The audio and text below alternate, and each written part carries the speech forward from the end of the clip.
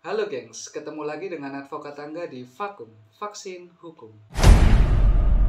Jadi kalau di video-video yang sebelumnya, aku lebih banyak ngevlog. Untuk kali ini aku ingin membuat video tentang edukasi hukum kepada kalian semua. Aku berharap video kali ini bermanfaat buat kalian yang bukan sarjana hukum atau buat kalian yang sedang menempuh kuliah jurusan hukum. Jadi kalau aku lihat ternyata masih banyak dari kalian yang belum paham tentang apa itu wan prestasi dan apa itu penipuan. Kebanyakan dari kalian beranggapan bahwa wan prestasi itu sendiri adalah sebuah penipuan atau wan prestasi itu sendiri adalah salah satu dari tindak pidana. Jadi untuk sesi kali ini kita akan membahas tentang apa itu wan prestasi dan apa itu penipuan. Kita masuk dalam pembahasan wan prestasi. Wan prestasi adalah istilah yang diambil dari bahasa Belanda yang disebut wan prestatie. Dengan artinya tidak dipenuhinya prestasi atau kewajiban dalam suatu perjanjian. Berdasarkan Kamus Besar Bahasa Indonesia, wan prestasi adalah keadaan salah satu pihak, biasanya dalam sebuah perjanjian, berprestasi buruk karena kelalaian. Di dalam perspektif hukum sendiri, wan prestasi artinya kegagalan dalam pemenuhan prestasi yang sudah ditetapkan dalam sebuah perjanjian. Prestasi memiliki arti sesuatu yang dituntut dalam suatu perjanjian. Umumnya dalam sebuah perjanjian pastinya ada salah satu pihak yang menuntut mendapatkan sesuatu dari pihak yang lain. Biasanya mengenai hak dan kewajiban para pihak. Misalnya dalam sebuah perjanjian kerjasama antara PT X dan PT Y, yang mana PT X merupakan perusahaan kontraktor dan PT Y merupakan perusahaan manufaktur konstruksi.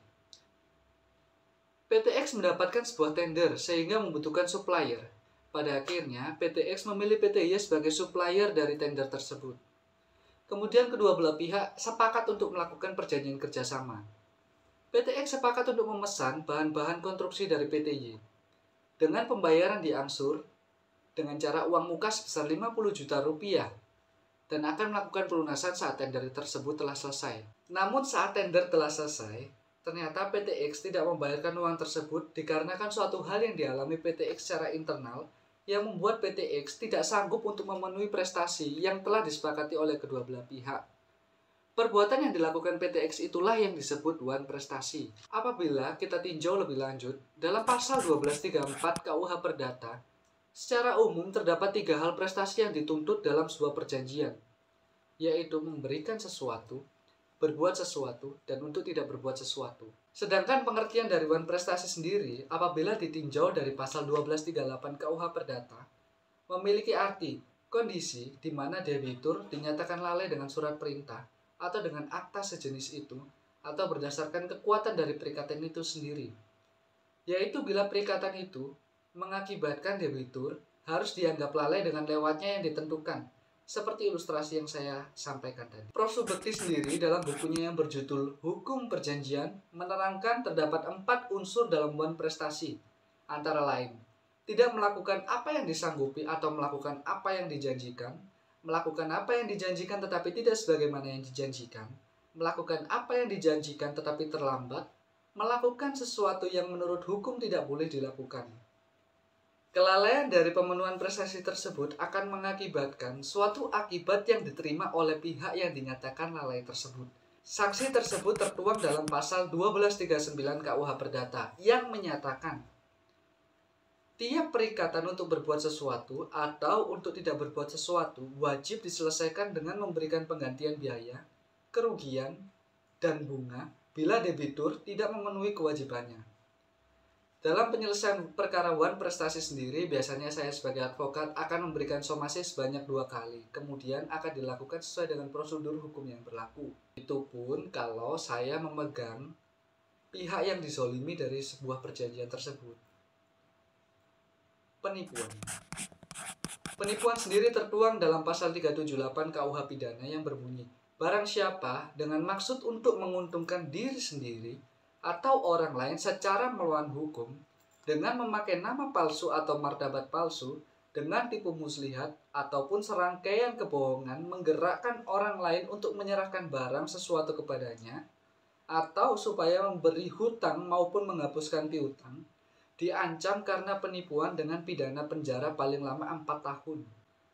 Sedangkan dalam KUHP terbaru yaitu Undang-Undang Nomor 1 Tahun 2023 tentang Kitab Undang-Undang Hukum Pidana, wan prestasi tertuang dalam pasal 492 yang berbunyi, setiap orang yang dengan maksud menguntungkan diri sendiri atau orang lain secara melawan hukum dengan memakai nama palsu atau kedudukan palsu, menggunakan tipu muslihat atau serangkaian kata bohong, menggerakkan orang supaya menyerahkan suatu barang, memberi utang, membuat pengakuan utang, atau menghapus piutang, dipidana karena penipuan dengan pidana penjara paling lama 4 tahun atau pidana denda paling banyak kategori 5. Penipuan sendiri memiliki unsur-unsur yang harus dipenuhi agar seseorang dapat dinyatakan bahwa orang tersebut benar-benar melakukan penipuan.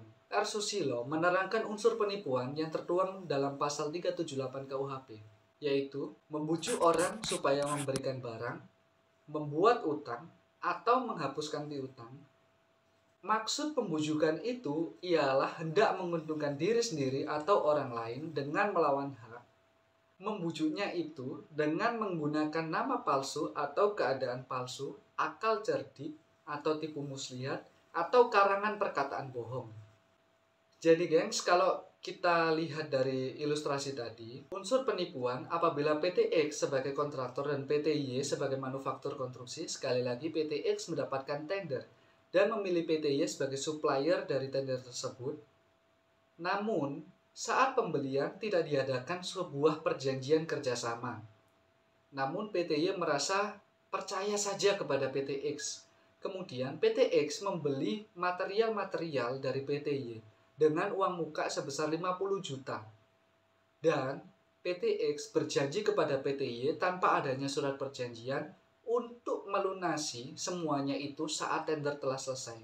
Namun saat tender telah selesai, PT X malah tidak ada kabar dan tidak membayar uang tersebut. Sedangkan material-material sudah dikirimkan oleh PT Y kepada PT X dan sudah digunakan oleh PT X. Hal tersebutlah yang disebut penipuan. Bahkan bisa lebih-lebih dikatakan bahwa penipuan dan penggelapan.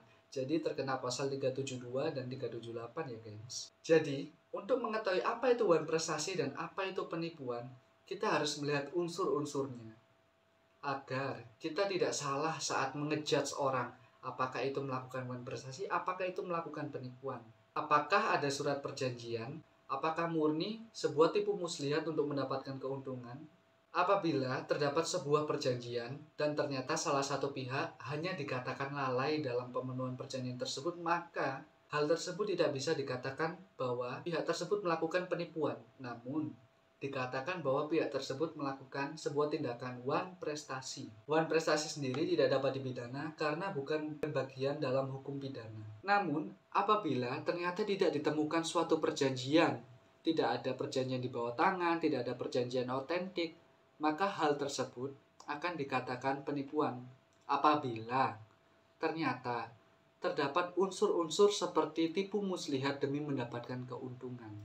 Oke gengs, sekian video dari aku. Apabila kalian ada pertanyaan, kalian bisa tulis di kolom komentar atau kalian bisa DM di Instagram aku @advokat.anggalau atau bisa di Instagram @jiwangalauoffice. Terima kasih, jangan lupa like, komen, dan subscribe.